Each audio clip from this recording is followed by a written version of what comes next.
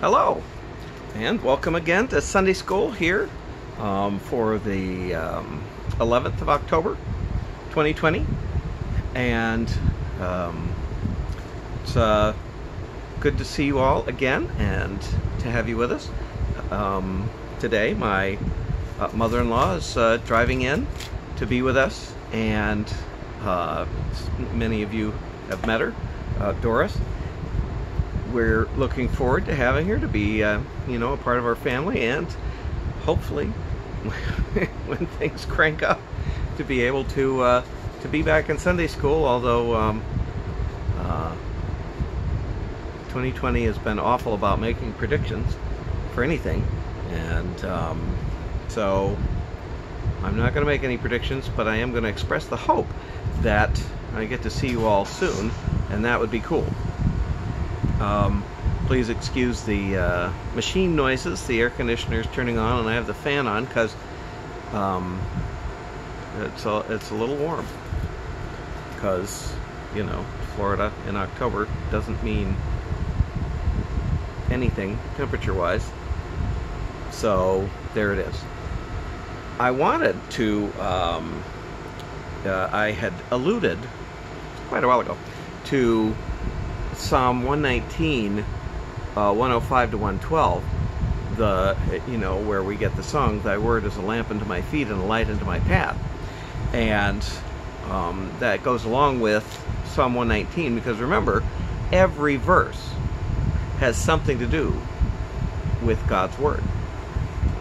Every verse, somehow or another, ordinance, your word, your thoughts, your ways, your laws, everything has to do with some synonym,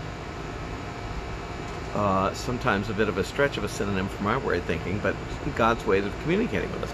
And I had asked my sister quite a while ago if she, because I seem to remember that my mom had collected a little oil lamp, because Mom collected things. Sometimes she even made things, but I don't think she made this. But she did collect it, and you see it's rather small. But here's where you would put the oil in, right in there, and here is where the wick would go, that little slot, and it would just be a reed of something, hyssop. Kind of like I was gonna, if I was gonna try it, this wasn't fired, so it can't really take much heat, but if I was gonna try it, I was gonna use cattail fur, because it's sort of porous like that, and if you soak it in oil, I've never tried this, so if you try it at home and it bursts into flame, that's on you. But I was going to try it just to see, because of course in ancient times they only had natural fibers. Now they did have wool that they could have used, or flax, or, as I said, hyssop. So, but that would have been it. And obviously a lamp this size wasn't going to do a whole lot, but when you were traveling, you needed something that was going to contain the oil, because many lamps at home were just open vessels with a little curl at the top where the wick would come out, but that would splash. So you needed something that would hold the hold the oil in while you moved, and then you could attach a stick right here and then do what? Hold it down at your feet, the lamp unto your feet, and a light to your path. And they didn't have technology to have a light bright enough to hold up at chest height, like we have a flashlight that can shine down. They didn't have that. And the fact is, if you held this up here at chest height, it would shine in your eyes more than it would illuminate the path, actually darkening the path. You had to hold it down, which meant you'd have a stick, and then you'd walk down with this almost at your feet. Then you could see the hazards that were going to happen right in front of you, and it would light your path. So that was the whole point of having probably one a little bigger than this, but that sort of design. that could made for traveling, and you could even put a little, piece of wood or cork in there to keep that from sloshing out. And then you'd have a little traveling lamp to go with, and to light your path. So there that is, and my sister happened to find it, so thanks to my sister Beck for getting that and having that as the show and tell for today. The other show and tell that I had for you was that I just came across a thing where there's a cupcake place that had cupcakes wrapped in gold leaf, and they said it was edible gold leaf. Now, I'd seen this other places where they had sprinkles of gold in something, or pancakes with gold in it, or a cake with gold. And I looked it up, and there it is, the gold leaf. It cost $8, which is pretty cheap, but it's pounded thinner than a human hair. It's like almost on the other side of itself. So that is only 0.3 of a gram per sheet. So you're not getting a whole lot of gold, which is why when they cover things with gold, that's why they can, if you go to Atlanta, you'll see when you're coming down the one highway, you can see the dome of the Capitol building, and the whole thing is covered in gold leaf, which they mined in the city of Dahlonega, Georgia, in North Georgia. And they got it there, and the people from Dahlonega actually brought it to the Capitol by horse cart, like they used to carry it back in the 1800s. They mined it themselves, and they brought it down, and then they had somebody refine it and pound it out flat just like this, and then cover the entire thing, because of course gold is reactive, and it is edible. You can eat this. It's made of the gold metal, but it's not alloyed with anything poisonous. So when you eat it, it just goes straight through you. And I guess, look for the sparkly bits in the toilet the next day, and then you know that you ate you ate gold. And there it is. But it doesn't do anything for you, good or ill. It just goes straight through you, because there's no nutritive value to it. Now, I tell you that because just in case you want to make gold cupcakes for church sometime, that's cool. I'm always happy. Or, just a thought, if you just want to make cupcakes and drop them by my house, not going to say no to that either.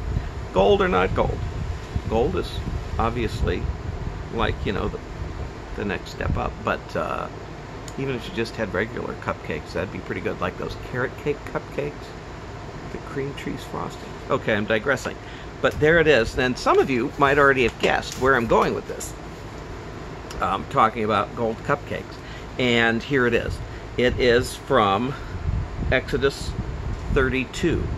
Now they've, come through all the problems, and now they're at Sinai waiting for Moses, who's been up there forever, it seems, and they're beginning to get worried that they're exposed here on the mountainside, and they quickly begin reverting back to their old ways, and here it is. After the people saw that Moses had been on the mountain for a long time, they went to Aaron and said, "Make an image of a God who will lead and protect us. Moses brought us out of Egypt, but nobody knows what has happened to him." So they were, the idea that God was with them is sort of getting hazy in their mind. Aaron told me, "Well, bring me gold earrings that your wives and sons and daughters are wearing." And everybody took off their earrings and brought them to Aaron. Then he melted them and made an idol in the shape of a young bull. "This is the God who brought us out of Egypt." When Aaron saw what was happening, he built an altar in front of the idol and said, "Tomorrow we will celebrate in honor of the Lord." So they're having an idol, but Aaron is still saying it's in honor of God. People got up early the next morning and killed some animals to be used for sacrifices and others to be eaten, Everyone ate and drank, that they began to carry on like wild people. The Lord said to Moses, "Hurry back down. Those people you led out of Egypt are acting like fools. They have already stopped obeying me and have made themselves an idol in the shape of a young bull. They bowed down to it, offered sacrifices, and said that that's the God that brought them out of Egypt. Moses, I've seen how stubborn these people are, and I'm angry enough to destroy them. So don't try to stop me, but I'll make your descendants into a great nation." Moses tried to get the Lord to change his mind. "Lord, you used your mighty power to bring these people out of Egypt. Now don't become angry and destroy them. If you do, the Egyptians will say that you brought your people out here just to get rid of them. Don't be angry. Don't destroy them. Remember the solemn promise you made to Abraham, Isaac, and Jacob. You promised that someday they would have as many descendants as there are stars in the sky, and that you would give them land." So even though the Lord had threatened to destroy the people, he changed his mind and let them live. And then skip to verse 19. As Moses got closer to the camp, he saw the idol, and he saw the people dancing around. This made him so angry that he threw down the stones and broke them into pieces at the foot of the mountain. He melted the idol that the people had made and ground it into powder. He scattered it in the water and made them drink it. Moses asked Aaron, "What did the people do to you? Why did you make them sin in this terrible way?" So Moses comes down, sees that they've made an idol of the golden calf, and are worshiping it. And that really makes him mad. And so he grabs the cow, melts it down, grinds it into powder, puts it in the water, and makes everyone drink the water. Which is just, it's like the edible gold leaf. They're all drinking the gold powder. Which is why several years ago, when somebody was looking, for the biblical Mount Sinai, they had the idea that what they would do is go to the base of the mountain and start digging around, and wherever you found holes with gold powder, you'd know you found it, because the Israelites dug latrines. And so his idea was that if you found, holes dug, latrines, former latrines, that still had gold powder in it at various discrete spots, you have to dig up a lot of land to get it, but if you did, that would be it. Why else would that be? And he never found it. But that's why he looked there, was because he assumed that the gold that the people would have eaten would have passed straight through them, that they actually drank the gold powder. I've often thought about that passage, as a punishment for it. Now, if you watch the Ten Commandments with Charlton Heston, they don't have that part. They just have the big crack, and Edward G. Robinson falls in, and, there it goes. But remember that the gold, the earrings that everyone was wearing, was the spoils that they had gotten from Egypt. When they left, the Pharaoh said, "Take all of this stuff. Take it. Get out of here. We can't get rid of you guys fast enough." Now, he changed his mind later, but they gave them the all of the earrings and gold vessels, and they turned them into jewelry. So everybody had all this gold, all the bling that they were carrying with them. And that was supposed to be their set up as a new nation. They were going to be able to be set up as a new nation because now they had instant wealth to do something with. So it wasn't just, oh, you'll look nice when you come slide into Canaan. It was, you'll have this as a way to begin setting up a viable state.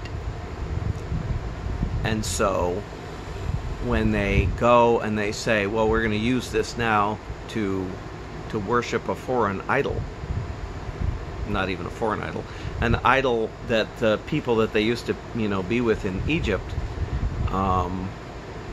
and they're using that as a tool of worship. God, Moses recognizes that that's not going to work anymore. And so he says, okay, you've chosen to turn that wealth into an occasion to have lack of faith, to go in the opposite direction. And your lack of faith is now going to, cost you the ability to have the nest egg that you thought you were going to have. So by and large, Israel still got to go to Egypt in 40 years, but that was a different story. They still got to go. Israel still got established, but they no longer had that nest egg because they spent it, so to speak, going in the wrong direction, in financing their fears, feeding their fears, which is how it looks to me. They were there at the base of the mountain. It was always iffy because they couldn't see God. They could see evidence of God. They could see the fire. They could see the cloud.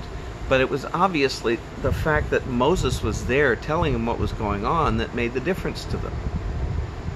And now Moses isn't there. And they don't know what to make of it. And they begin to give in to their fears. And they take their treasure and they spend it on their fears. And then, in the end, they end up eating it and eliminating it. Their treasure.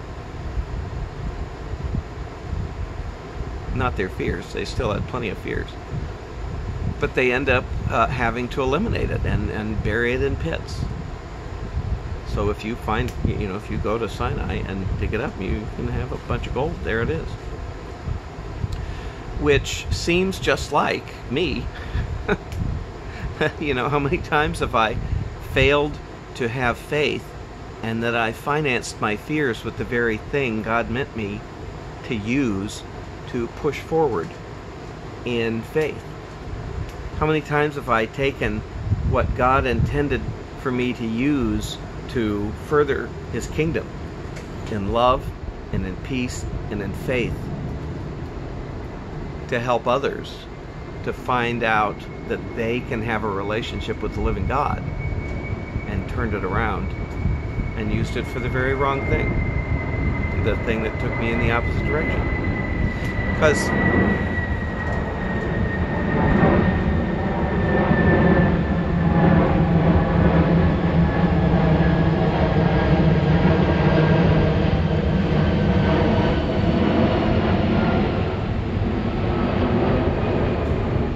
some of the jets are really loud. Because God means for our wealth to be used for our pleasure to a certain degree, but also to be used for the furthering of the kingdom, to be used for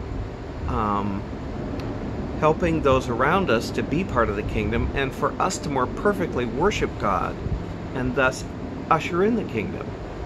And the more we use our wealth, the more we use our substance, the more we use our blessings to do that, the more in tune we are with what God would have us to do. And the less we do it, the opposite is true. And in that sense, what God meant as a blessing ends up getting wasted. Put in a pit, and we don't have it anymore. So from that standpoint, it seems like it's incumbent upon each of us, as we look at our conduct,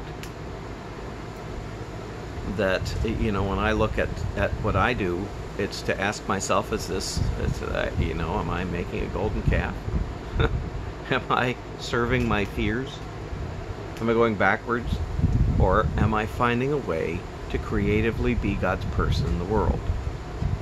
In a scary time. In a time when things are uncertain, when it's all up in the air.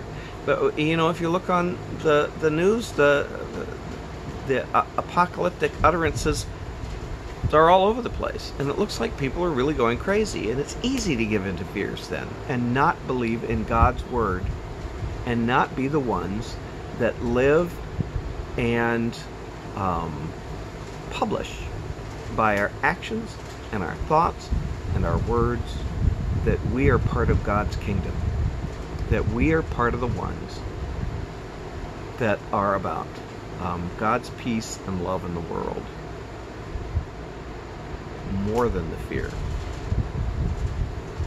And from that standpoint, I think that we have God's blessing in our life, that we can have that. We can have God's love in a way that's not obvious to everyone else. When we recognize